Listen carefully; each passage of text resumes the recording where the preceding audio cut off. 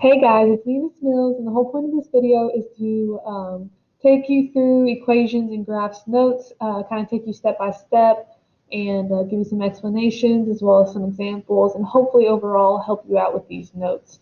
So what you're supposed to do with these notes is you're supposed to write them down um, as you go through the slides. That way, you have your notes on your own worksheet of paper. So whenever you're taking a test or a quiz, you have it right in front of you instead of going back and forth between all of the notes. Should all be in like one little thing. That way, it's easier to find. Also, if you write down your notes, it's also easier to remember. So I do really want you to write down the notes as you see them as well, and make sure to watch the video at the very end and let me know if you have any questions about what we're talking about, because I'm always happy to help. But let's go ahead and get started. So equations and graphs notes. So whenever you're writing an equation, the equation is going to be slope-intercept form. And slope-intercept form looks like, here, I'll put it here. Slope-intercept form looks like y equals mx plus b, okay? And whenever you're creating this equation, you need two main pieces of information. The first thing you need is the slope, and the slope is going to be your m. So whenever you find the slope, you put it into this m part right here whenever you're making the equation. And then the second thing you need is the y-intercept, and the y-intercept is going to be your b. So whenever you get your y-intercept, you're going to put that into the at the very end of the equation. So what your y-intercept is it's where your line on the graph passes through the y-axis. So here's your y-axis right here. Your y-intercept is where this line crosses this line right here. So if you're following the line, you see it crosses the y-axis at 4. So therefore, your y-intercept would be 4. Okay, so that's what the y-intercept is.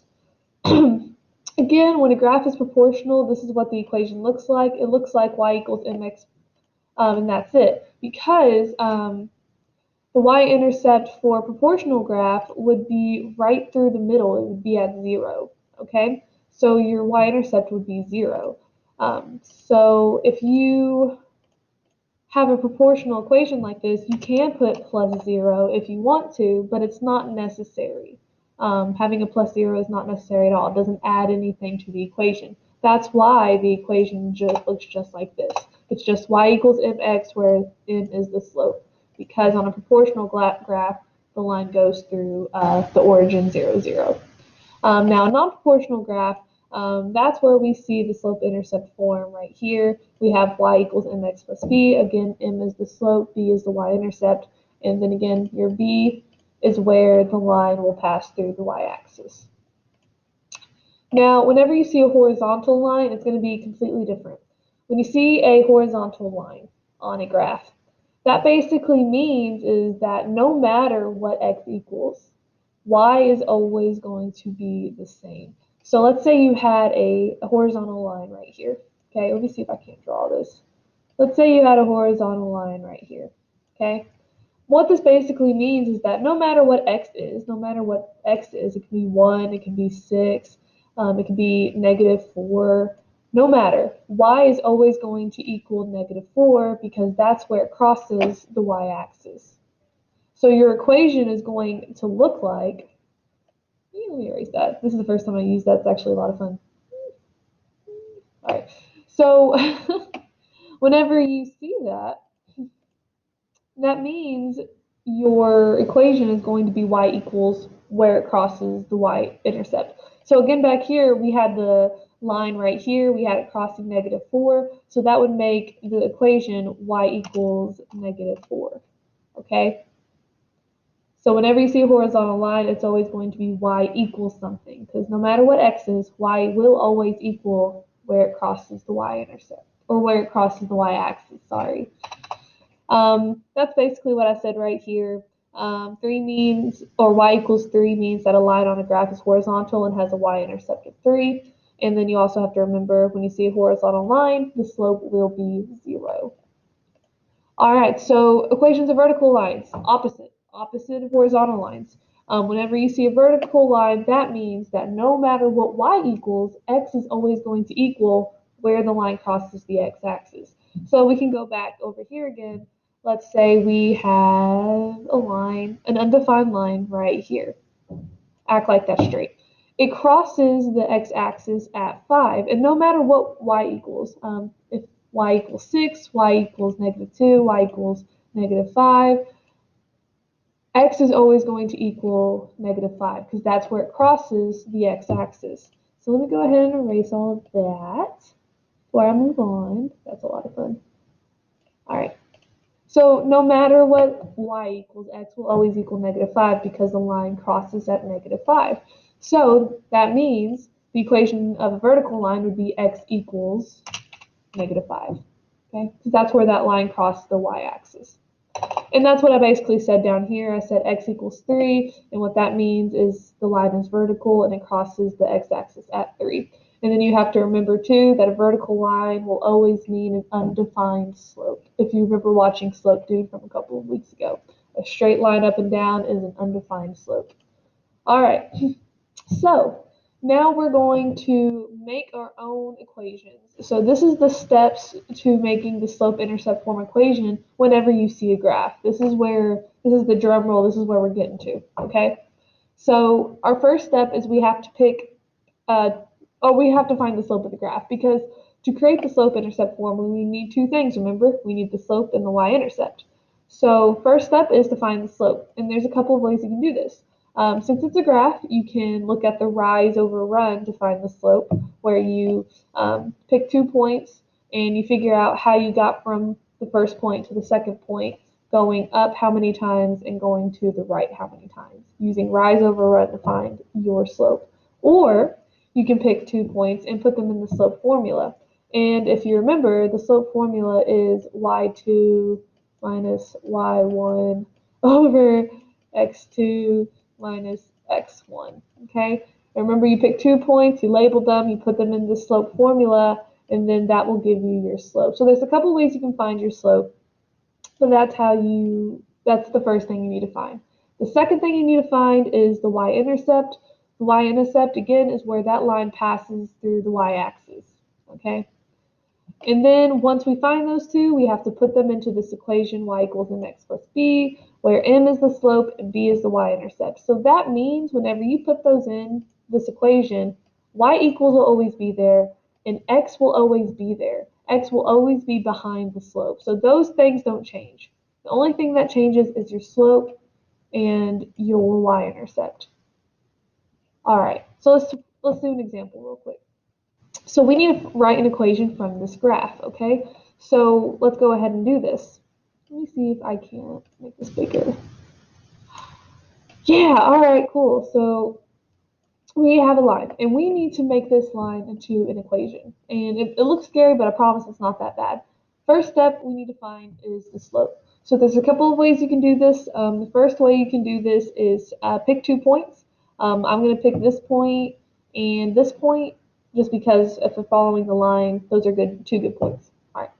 How I get from the left point to the right point, I used rise over run. I moved up 1 time, so my numerator, I have to do this. All right, here we are. All right, so what? No, chill. This is awful. Let's try this again. All right, so I picked 2 points on the line. Jeez, I picked this point and I picked this point.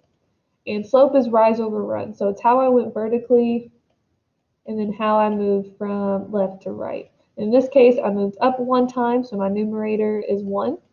And then I moved to the right just 1 time, so my denominator is 1. So that means my slope is going to be 1. And I have that right there too. So let me erase that. This is so much fun. All right, and then the second way you can do it is, again, pick 2 points on a graph. So here's 1 point, which we have -3 and 1.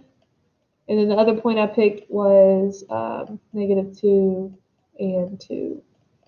Again, you would put those into the slope formula, which is y2 minus y1, x2 minus x1, solve, and you will get the slope of 1 as well. So those are the 2 ways you can do that. And if you don't know how to do that either, there's a bunch of videos that I've made that show you how to put the slope formula or how to use the slope formula to find the slope. I'm not doing it on here because obviously I have a really hard time writing and it looks really ugly. And I can't believe I did that because now I have to erase this. And all right, done.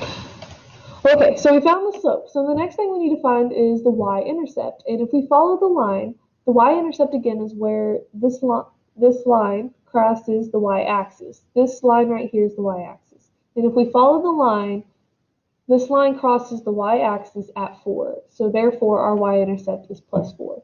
And once we have both of those, we put them into this equation. Our slope is 1, so we put 1 right here. And I did that right down here. Our y-intercept is plus 4, so we're going to put that right here, and I put it right here. Okay, so that's our equation. That's it. Once we find the slope and the y-intercept, you put it into your equation, and you're done. Let's do another example. All right, this time we have a negative slope. So again, I'm going to pick 2 points on the graph. I'll pick this one, and I'll pick this one. That works. Oh, no, that's where the next one would be. So again, you've got to find the slope and the y-intercept. To find the slope, you're going to use rise over run. So how I got from this point to this point, I rose -2 points. So that's going to be my numerator. And then I ran 3 points. So my denominator is going to be 3. All right. Again, you can find 2 points, put them in the slope formula, and find this slope as well. All right, so we have our slope. It's -2/3. So now we need the y-intercept. So again, we just got to follow this line to where it crosses this line right here. So I'm following the line, I'm following the line, I'm following the line, and it crosses right there. It crosses at -4. So my y-intercept is going to be -4. Once you have both of those, you can put them in the equation. So again, here's the equation, y equals mx plus b. The slope is m, so I put -2/3 where the m would be. I put -4 where the plus b would be, because that's our y-intercept. So this is what the equation ends up looking like. It looks like y equals -2/3 x minus 4. And then you have that. This is the line. You can use this as a roadmap to make your lines, because one day you're going to be having an equation like this, and then you have to put it on a graph. Okay, I'll show you how to do that at some other time. I'm actually really excited about it. But this bad boy literally is a roadmap. It tells you exactly what the line is going to look like. All right, so let's keep going. And, oh, that's it. So if y'all have any questions, let me know. I'm going to have this video. I don't want that. I'm going to have this video right here, a link to it, and a link to the YouTube channel. Guys, I hope y'all have a wonderful day. If you have any questions, don't hesitate to talk to me, and I'll see you later. Bye.